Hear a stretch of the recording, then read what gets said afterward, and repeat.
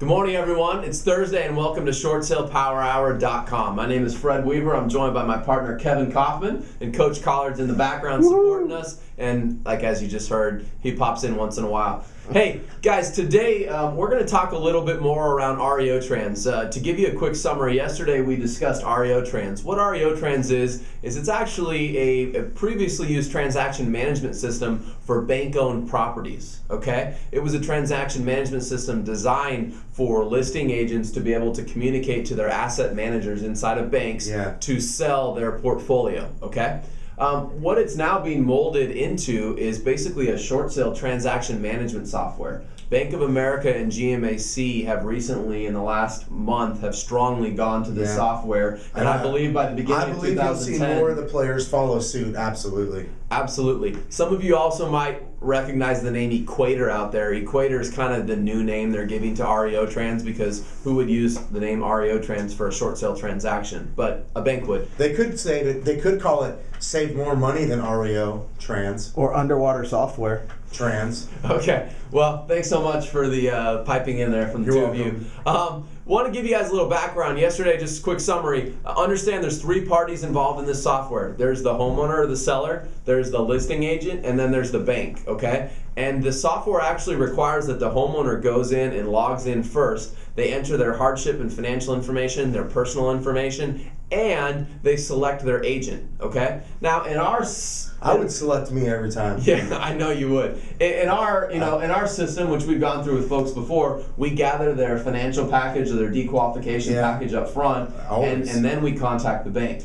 REOTrans or Bank of America and GMAC are expecting the seller to contact them before they do another agent. That's probably part of the problem. So, in your situation, following a system like ours, you would gather the financials from the seller. I'm going to tell you what we're doing. We're gathering the financials from the seller, taking their listing, and then at the time of listing, we're actually going in and opening the file with REOTrans at, for example, Bank of America. Right. We open the file by giving them an email address to contact the seller at. It just so conveniently happens that that email address forwards to us. How nice is that? Now, some of you are going, well, you can't do that. Well, you need to go back to our first and second episodes and think about the Outback. Absolutely we can do that, and absolutely we will, because the seller has authorized us to talk to the bank on their behalf. We have their authorization. They hired me for a reason. So we're going to go in and fill out all their information, because I don't want to bog them down with that, okay? Right. And we're going to work through the normal short sale process. Now, here's the deal, guys. We've got somewhere around 9 or 10 files right now that are in REOTrans, okay? None of them have been approved. They're all within 30, 45 days or less. So far, I'm going to tell you, I'm actually a pretty good-sized fan of the program and the product, what I'm seeing thus far. Well, I'm glad you said that, because leading up to this, I wasn't sure how you felt about it. No, I really am. Phase 1 negotiators, for example, at Bank of America are being signed quickly. BPOs are being ordered pretty quickly, okay? And the file's then going to Phase 2 in a reasonable manner of time. Now, I will tell you that we taught a class about a week ago, Kevin, maybe a week and a half, almost 2 weeks ago now, and we asked agents in the room, hey, how many of you have a file in REOTrans? There's about 9 hands that went up. I said, how many of you have ever had an approval through REOTrans? Nobody. And no hands went up, including ours. By the way, leave a comment down here if you've gotten an approval through REOTrans. Absolutely. If you have an approval from REOTrans, we want to hear about it, because thus far, I haven't seen any approvals. Now, that could just be... We're expecting some, though. Absolutely. That could just be based on the fact that it's a newer program, but we want to hear from you. So, understand, guys, I like the program, because what I think it's going to do is it's going to eliminate this negotiator inside the bank saying they didn't get your email, saying they didn't get your fax, saying they didn't get your voicemail. You have the opportunity to upload documents. You have the opportunity to contact them through this website, and it's basically storing and tracking all of your dialogue with the bank. So